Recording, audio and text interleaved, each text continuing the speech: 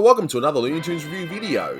If you are new to the channel, make sure you subscribe to follow my journey to review all 1000 classic Looney Tunes shorts, and give this video a like as well. So this is a review for Buddy's Beer Garden, released in 1933. It's the 68th in the series, and it's directed by Earl Duvall. You can find this on the Looney Tunes Golden Collection Volume 6 DVD set. I've upscaled it to approximate the look in HD. It's not perfect, but hopefully one day they'll release a true HD version on a Blu-ray set, and I know everyone's clamoring for a complete Buddy Blu-ray set, but, you know, we'll just have to wait. Now, in case you haven't seen this short, because I can't show you the full thing here due to copyright on YouTube, but essentially, it's actually kind of like a Merry Melody short, really, if you think about it. It's got Buddy, he owns a beer garden, and it's just gags involving beer, and you got lots of music of the Bavarian nature, which I'll explain very soon. And yeah, there's not really much to it, really. It's just serving beer and eating and all that kind of stuff. First, you're going to see a re-edit of the original audio commentary I did before I had to take that down. Then you'll hear some new thoughts from me, and you'll hear from my good friends Camden Spees and SC McPeter as they discuss a little bit about Frank Tashlin's early years, as this cartoon actually has him credited for the first time as Tish Tash. So grab some popcorn and enjoy. If you look at the animation there, you've got Jack King and Tish Tash. Tish Tash would be, of course, known as Frank Tashlin. That would be the director. He would end up directing some very classic Looney Tunes cartoons, but also Jack King. He ended up taking over directing when the director of this short, Earl Duvall, ended up being fired as well. So this one is the first Buddy short without its creator, who was fired, Tom Palmer. And Earl Duvall essentially was hired over to Leon Schlesinger Studios along with Tom Palmer, but he was delayed. And by the time he arrived at the studio, Tom Palmer had already been fired. So what we have here is a Buddy cartoon that looks a lot better as far as I'm concerned than the previous one. The previous one, the animation just wasn't particularly good, at least in my opinion. Not quite won over by Buddy yet, but at least the animation does look a whole lot better. I have to say that this one at least shows promise, so like I said, I really wasn't happy with the previous Buddy one, and I'm thinking, oh no, don't tell me the rest are going to be similar to that, but no. I can see that at least we'll get some better quality animation, even if it's not as good as the later Looney Tunes stuff, obviously. Considering how Frank Tashlin did his Porky Pigs, where Porky was a lot more rounder, you can sort of see which characters he would have directed, at least in my opinion, because I'm still learning about who animated what. As long as the goat's happy, that's the main thing, isn't it? To be fair, if you're going to start a new studio and try and create a hit character, I mean, it doesn't quite work out that way. Over many, many decades, you've had studios trying to create that new big thing, and more often than not, the new big thing comes around by accident. Like, for example, Bugs Bunny. He wasn't planned. There was like all these little prototype bugs, and over time he would just evolve into the Bugs Bunny we know today. But this was essentially an answer to, hey, Bosco's popular, we don't have him anymore, let's create a new character that's going to be just as popular, but it doesn't quite work out. Do you think that was really Mae West the whole time? Nope. It was Buddy in drag. So Bugs didn't start the whole drag thing, Buddy did. So there you go. And we'll see a nice Jimmy Durante ending right here. The ha-cha-cha-cha-cha. I'm mortified. So those are my original thoughts. Now, first of all, before I get into some of the trivia, I have to say, man, compared to Buddy's Day Out, wow, this is a masterpiece in comparison.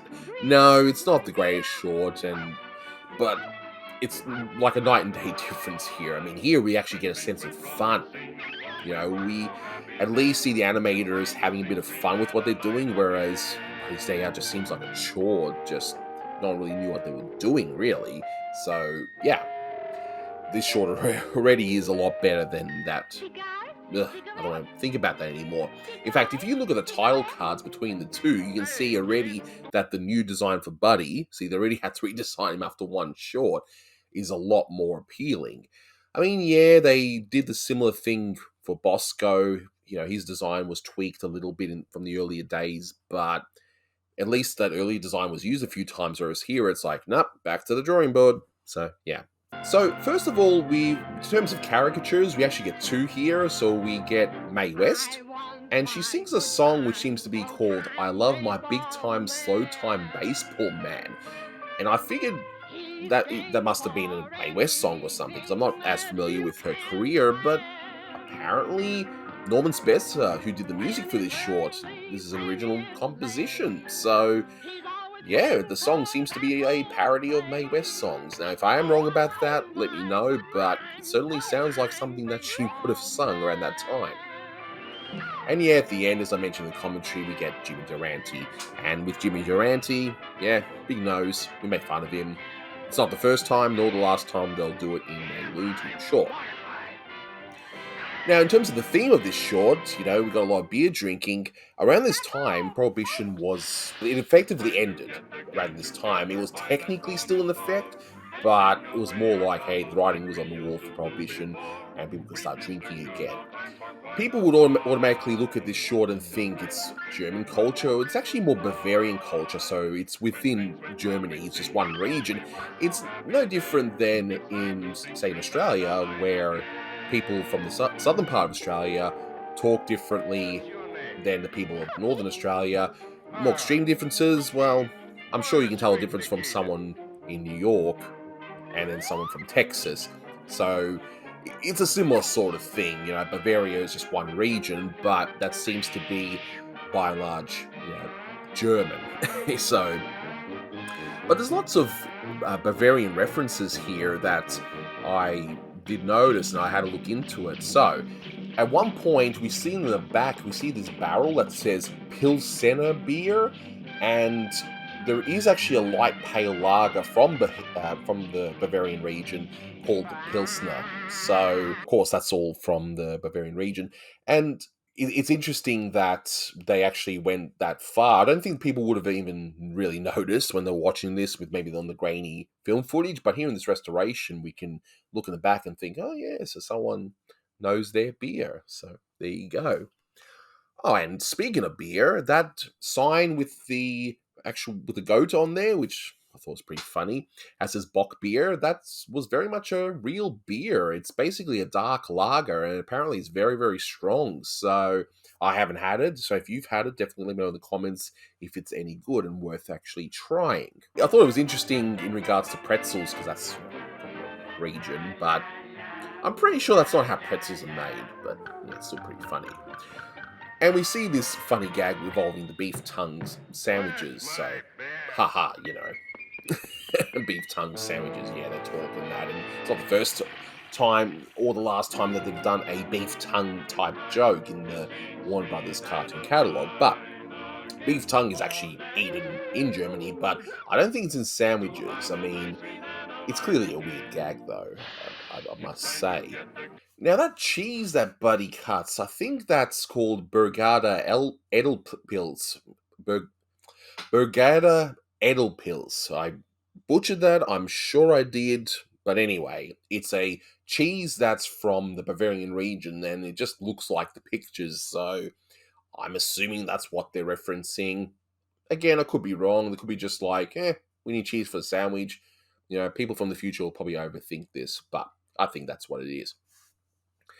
Now, that pipe that the two men are smoking, that's known as a Bavarian hunter pipe, and that's basically made of porcelain, and the air passage is made of wood. So they really want to cram all of the Bavarian references in this one, I tell you. So you'll notice in this short there is a character that's, I guess, a little bit of a troublemaker in this one. He doesn't do too much. He just maybe causes a little bit of mischief. Maybe he's had too much to drink. But Earl Duval would actually use that character and end up creating a somewhat Bluto type character. Popeye, Olive Oil, Bluto, or Brutus, if you're familiar with the TV show. And which I think works pretty well. And I like, once I revisit the other Earl Duval buddy shorts, I'll delve right into it. But it's clear that Earl Duval at least has some idea of what he wants to do since taking over from Tom Palmer, the previous director. But yeah. Hey, you mug! Don't call me a mug, you mug. My editor, Blue, is going to really just go, oh. But that mug joke, yeah, as a connoisseur of dad jokes, it's beautiful. It's chef's kiss. Mwah! Chef's kiss. Now, as mentioned before, this particular short has Tish Tash in the actual credits, and that's, of course, Frank Tashlin, but I thought it would be pretty great to have my good friends Camden Spees and S.C. McPeter, they sent through a recording regarding the early history of Frank Tashlin. So if you want to know about the early history of Frank Tashlin, well, here it is. So take it away, boys. Hello there in this abysmal Buddy cartoon. I don't think it's that abysmal. It's not? Okay. It's Buddy's Beer Garden, not Buddy's Day Out. They're all pretty much the same. At least we're talking about one by Earl Duval, which means it's interesting. And I guess the most interesting part is that Tish Tash or Frank Tashlin's credit on it. The reason we chose this one, besides making a commentary with Buddy better, is because Tish Tash is Tashlin's credited name. So S.C. McPeter and I are here in this audio clip to talk about Tashlin's work at Van Buren. He started at Fleischer's, correct? 1930, yes, but he didn't do any artwork. He was just an office boy. I imagine at some point when he thought he had built up enough apprenticeship, maybe. I don't actually think he would have done any artwork. At best, he may have done some in-betweening or inking, but he probably went across the street to Van Buren at some point, and then they probably made him, I think they started him as an inker, probably. Then he moved up to assistant work, which, when you were an assistant, you usually focused with one animator. You usually did inking, and then you would sort of like help him, maybe collaborate. There's a scene in Polar Pals, the final scene by Jim Tyre, where the assistant draws the polar bear's head going up and down while Tyre does most of the rest of the footage, and so it kind of stands out that way. Eventually, through this, by 1932, he becomes a full animator. He was probably one of their best animators. He had a very nice rubbery style, and he drew very circular. He tended to give them sort of the John Foster hands with these big palms and small nipple fingers. He has a lot of the footage of Tom and Jerry and tightrope tricks. So around 1933, there was a bit of turmoil at Van Buren. Basically, they wanted new characters. This eventually led to John Foster being fired shortly after they were looking to come up with new ideas, which is where Cubby Bear and the idea to adapt The Little King came from.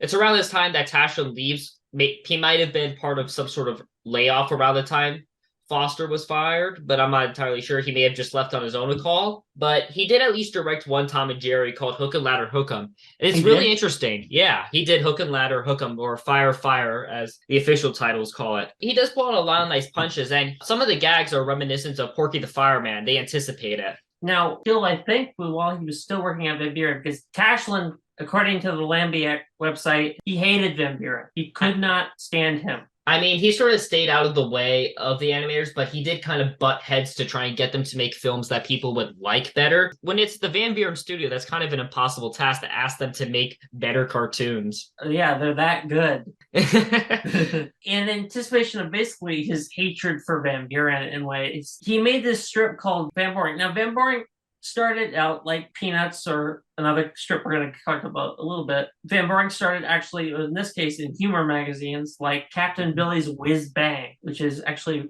really cool, or Slapstick, or Hooey, or more middle-aged towards humor magazines. And then now it's obviously a caricature of Van Buren, but he's a bumbling fool. He's got the Chaplin mustache. People think he's supposed to look like Oliver Hardy, but he's not. He's supposed to look like Van Buren. He never says a word. No, he never says a word, which is really hard to sell in pantomime. So when Tashlin moved to California, or it might have been before this, he tried to syndicate the strip, and the Van Buren strip was a pantomime strip. And pantomime strips are extremely hard, especially back then, to sell to syndicates, because syndicates don't want a pantomime strip. Carl Thomas Anderson did a strip called Henry, which had already built a huge fan base. And Slowgulls the Little King was coming up, which Van Buren adapted as well. Yes. That was another successful strip, but that actually originated in the New Yorker, too. Yeah. Slowgo had a huge New Yorker following. Henry had a huge following. That's how he got his syndicate contract, because he had such a huge following in the New Yorker. Yeah, and obviously the New Yorker was... That's a bigger story in itself. As was the Saturday Evening Post. Yeah. And just one more side note is that Carl Anderson, who created Henry, did do animation at Bray in the 1910s. He did the Police Dog series. Did he really? Yeah, he did. You can find one of those on Tommy's Cartoon Roots Bray Studios disc, Police Dog in the Park. Around summer 1933, Frank Tashlin moves and joins Schlesinger's studio as an animator, and he gets billed on this cartoon. But he leaves not too long after because Schlesinger asked for a cut of the profits from the comic, so he did continue it for a while after he found a syndicate. That's the story, but I tend to disagree with that assumption. I don't think it killed the comic. He left and he continued it while doing jobs that allowed him to continue without profits. I don't think Schlesinger asked that, though, because that's not what Tashlin told Mike Barrier. He said that the reason why he ended the strip was solely because... He left Schlesinger's because he wanted the profit, not that he ended it. That's why he left Schlesinger so quickly. Right, but he told that he ended the strip because he wanted to have his own cartoon studio. Now, the real reason why this strip, I think, also ended was because it didn't sell. It was syndicated by the LA Times Syndicate, which, by the way, had only one strip in their syndication package, and that was Van Boring, which, by the way, also had only one newspaper, which was the LA Times. So, geez, some following. Some profit Schlesinger would have gotten. It did not have a long following, and it ended pretty quickly, and because nobody wants to buy another pantomime strip when there are a few pantomime strips that were successful already. It's just that it was a lot more successful, my understanding, in New York than it was in California. That's how he afforded getting to California from the early profits he made from Van Boring. And I don't think it was very successful in California either. It wasn't seriously successful, but it definitely was quite a bigger success because it had a bigger reach for the New York area. New York was the comic place at that time, not LA. I don't think it was successful, though, in New York. I never said it was a big hit. I just said that it did moderately better. I think it was better in selling the magazines. Yeah, New York magazines. Yeah, that's just what I'm trying to say. But that's pretty much what Tashlin was doing. And then he eventually ends up doing some work at Up Iwerks. I believe it's just a writer. Then he ends up in the Charlie Chase unit at Hal Roach, and then he gets back to Schlesinger's as a director. I believe it's around this time where he actually did end the strip. And I'm imagining that it was an easy reach for him to just stop doing it as like a spare thing because, I'm going to be a director now. I have bigger ambitions that I have to set upon. I can't do this comic anymore. And he clearly, just by the success, was probably not making a lot of money from it. Yeah, definitely not. It would have been, he barely was even making profits. I can't, even with the whole thing of Schlesinger asking for profits, it's not like he was getting much of them anyway. I can see why Tashlin was reluctant. Right. Because according to Alan Holtz, the syndicate wouldn't even try. I imagine the syndicate probably didn't even attempt to sell it very much. I think he at first did it just for the same reason that people draw characters of studio. I don't know. Just to end this, just so people know, Frank Tashlin was apparently a fast animator when he came to California. When he would finish the quota he needed per day, he would go back to working on the Van Boring comic strip. So obviously it did take up some time, but he was a fast artist from what I get of that period, which is probably why he was so flexible and graceful when he was working at Van Buren. That's probably how he also got to be a director very briefly, but he was also directing with, I believe, Frank Sherman on that one, or George Stallings. I also want to point out, though, I agree with Alan Holtz of the Stripper's Guide, the daily comic strip hub of all comic strips, that the art is very charming in the strip, but the humor is... Yeah, I think Tashlin was pretty good with comic things, but again, I don't think he really worked well with pantomime. I just don't think of Tashlin I think of Tashlin as having a lot of wit with what he did, but I often find that some of his weaker cartoons are the ones that don't have as much dialogue. I think you guys gotta get the point that Frank Tashlin was a diverse animator. He had a hard time selling the strip in California, and that's pretty much what he was doing before a director and why he was at Schlesinger's. They needed animators. He wanted experienced ones from New York. Frank Tashlin was experienced. He even directed a cartoon at Van Buren, so he went over and he left when Schlesinger wanted just a few dollars from the few dollars he was already making from the strip. Hope you guys enjoyed. Goodbye. That's all, folks. So thanks, boys. That was very interesting history regarding Frank Tashlin, who, not once, not twice, but thrice was at the Schlesinger studio, and he seemed to be all over the place over the years until finally, later on, settling in and becoming a film director. And he notably made a lot of Jerry Lewis films, among other things.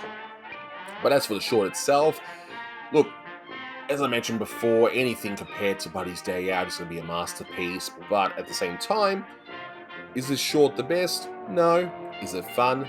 Yes.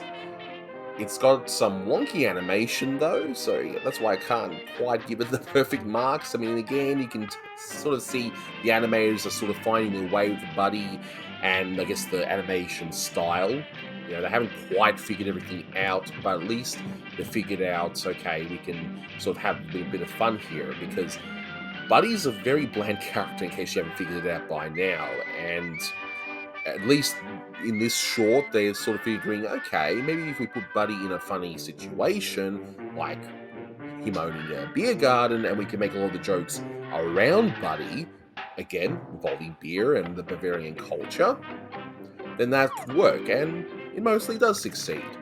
The shorts that involve Buddy when they're trying to do something with him as a character don't particularly work because he's just not not a particularly great character. So, I don't know. 7 out of 10, I think. I'll give this one. Yeah, I think that's about right. You know, it's a lot of fun. The music's great. Again, some wonky animation, but we do see some lovely early Tashlin work, and yeah, I think 7 out of 10 is pretty fair for this particular short, and for a Buddy short. And out of the whole Buddy filmography, which I have seen, and I'm having to now revisit, this is definitely in the top 5 or whatever you want to. Yeah, maybe top 3, I would say. Maybe I should do a ranking. If you want me to do a ranking of Buddy shorts, let me know in the comments. But that'll do it for this one. Thank you so much for watching, and until next time, take care.